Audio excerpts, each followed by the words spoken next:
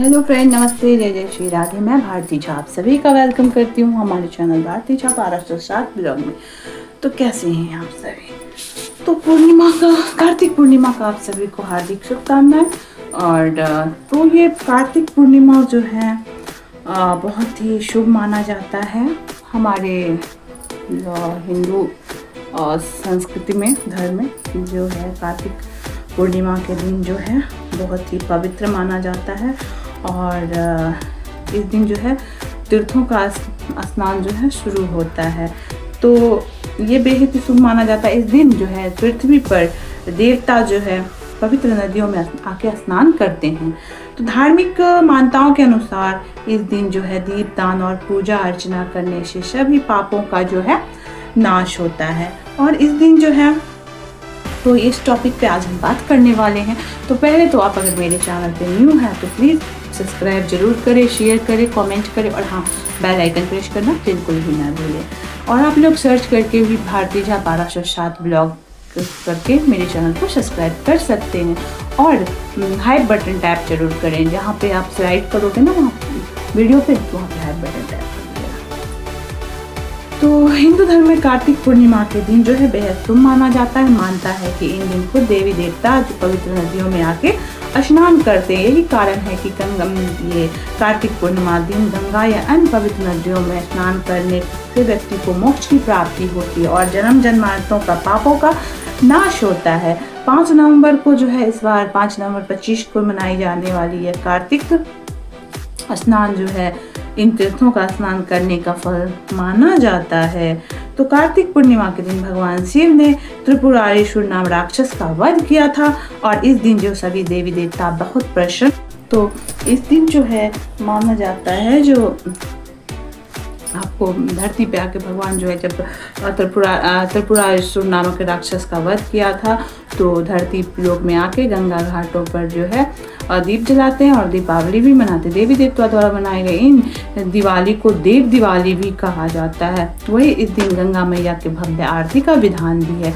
और इस दिन जो है माना जाता है इन प्रमुख तीर्थों का स्नान करने काशी को मोक्ष की नगरी नाम से भी जाना जाता है। कार्तिक पूर्णिमा को यहाँ पे जो है गंगा स्नान और घाटों पर होने वाली देव दीपावली का उत्सव शामिल होने से जीवन में बहुत खुशहाली आती है। प्रयागराज गंगा यमुना और सरस्वती के संगम प्रयाग के त्रिवेणी से स्नान करने से सभी कष्टों का अंत होता है और तीनों लोक के तीर्थों का फल देता है। हरिद्वार गंगा मैया देव स्पर्श वाला यह स्थान पापों का नाश करता है और जीवन को सुख सौभाग्य लाता है। पुष्कर इन दिन शुभ अवसर पर राजस्थान में स्थित ब्रह्मा सरोवर में स्नान करने से विशेष महत्व यह है कि ब्रह्मा जी से जुड़ा हुआ यह गंगा स्नान करने से सभी मनोकामना पूर्ण होते हैं। और यहाँ पे जो है कार्तिक पूर्णिमा का स्नान पर ब्रह्म मुहूर्त में सबसे उत्तम रहता है।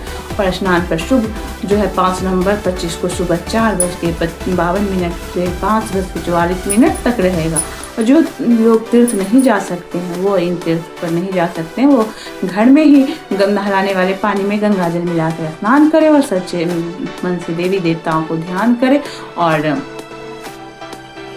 जो है दीपदान करें और वस्त्र दान करें। और इस दिन जो पुण्य और धन यश कई गुण बढ़ते हैं। तो हमारे यहाँ जो है ये कोन्हाड़ा घाट है और यहाँ पे भी गंगा स्नान के भीड़ होते हैं। और जो बहुत ही भीड़ होती है, और बहुत लोग आते हैं स्नान करने के लिए। और इस दिन को सत्वानी भी कहा गया। इस दिन जो है वही गंगा जी के पानी में जो है सतुआ घोल सान के लोग खाते हैं, तो इसलिए इस दिन सत्वानी भी कहा गया है इसको। इस दिन गंगा नदी में सभी सतुआ को जो है खाते हैं इस दिन। और इस दिन जो है वही छठ पूजा का टिकरी जो बचता है वो भी खाया जाता है इस दिन, मानता ये है।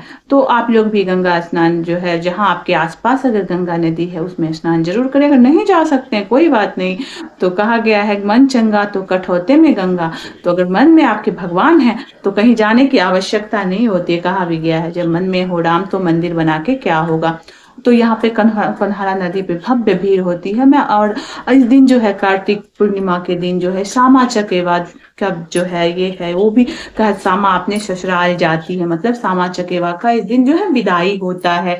जो अर्पण हम लोग ने जो दिया था उस दिन एकादशी के दिन, उसी अर्पण पे उनको सामा चकेवा खेला जाता है। उसके बाद उसे जो है खेत में जाके रख दिया जाता है और उसी दिन वो जो कृष्ण भगवान की बेटी श्यामा जो है पाप में ये श्राप से मुक्त होती है।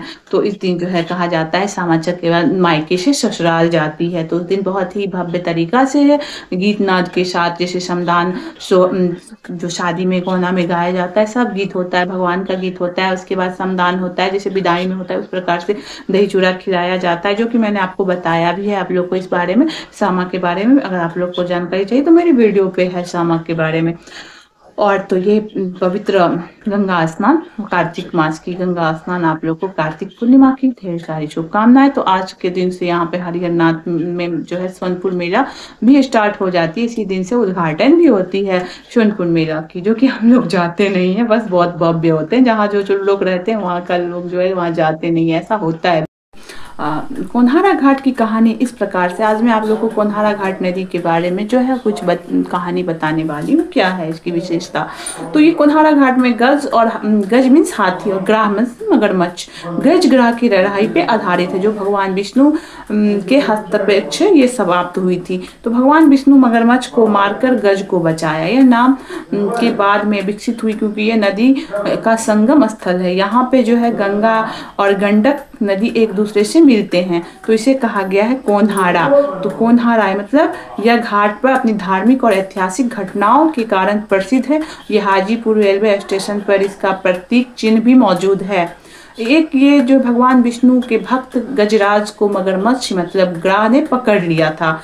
जब गजराज ने भगवान विष्णु को मदद मांगी तो प्रकट होकर ग्राह को मार के गज को बचाया। नाम की उत्पत्ति है कोन्हारा, दो शब्दों को मिलाकर बना है कोन्हारा, यानी कौन और हारा मतलब हारा हुआ। यह इस घटना को संदर्भित करता है जहां लोगों ने पूछा कौन हारा। तो ये घाट गंगा घाट और गंडक नदी के संगम के कारण पवित्र माना जाता है और कई लोग यहाँ पे पवित्र स्नान करते हैं और दाह संस्कार भी किए जाते हैं और मोक्ष की प्रदान करने वाली ये घाट माना जाता है। जैसे जो बनारस में के मणिकर्णिका घाट है उसी प्रकार से ये कोन्हारा घाट है। तो यह घाट हाजीपुर शहर के एक प्रतीक बन गया है और हाजीपुर रेलवे स्टेशन के गुंबर पर भी गज और ग्राह के बीच लड़ाई का चित्र जो है किया गया है। तो ये कोन्हारा घाट की कहानी है। और यहाँ जो है परलेजा, तो गंगा है वहां से परलेजा की आपको मैं भी कहानी बता देती हूँ। परलेजा की क्या कहानी है, मैंने कोन्हारा की आपको बता दिया, परलेजा का भी आज मैं आप लोग को बताती हूँ इसके बारे में। आप लोग मेरे जो है चैनल को सब्सक्राइब करना बिल्कुल नहीं भूलिए। मैं परलेजा नदी, परलेजा घाट की कहानी धार्मिक और ऐतिहासिक महत्व से जुड़ी हुई है क्योंकि यह उत्तर वाहिनी गंगा के किनारे स्थित है और श्रावण के महीने में शिव भक्तों के लिए महत्वपूर्ण तीर्थ स्थल है। यहाँ हर साल सावन मेला लगती है और कार्तिक माह में गंगा स्नान मेला लगती है। धार्मिक मान्यताओं के अनुसार ये भक्तों के लिए आस्था का केंद्र और देश विदेश से लोग यहाँ पे गंगा जल लेने आते हैं। परलेजा घाट गंगा नदी के तट पर स्थित है। यह धार्मिक रूप से बहुत महत्वपूर्ण है। उत्तर वाहिनी गंगा, यह उत्तर की ओर बहने वाली गंगा के किनारे हैं जो शिव भक्तों के लिए विशेष रूप से पवित्र माना जाता है। सावन मास में यहाँ पे सावन मेला और कार्तिक मास में गंगा स्नान मेला लगता है। ये भक्तों के लिए आस्था का एक प्रमुख केंद्र है जहाँ लोग गंगा जल लेने आते हैं। हमारे यहाँ भी यहीं से गंगा जल आता है। मैं भी एक बार गई हुई हूँ यहाँ पे स्नान करने और कोन्हारा नहीं गई हूँ, परलेजा गई हूँ और कोन्हारा आज तक नहीं गई हूँ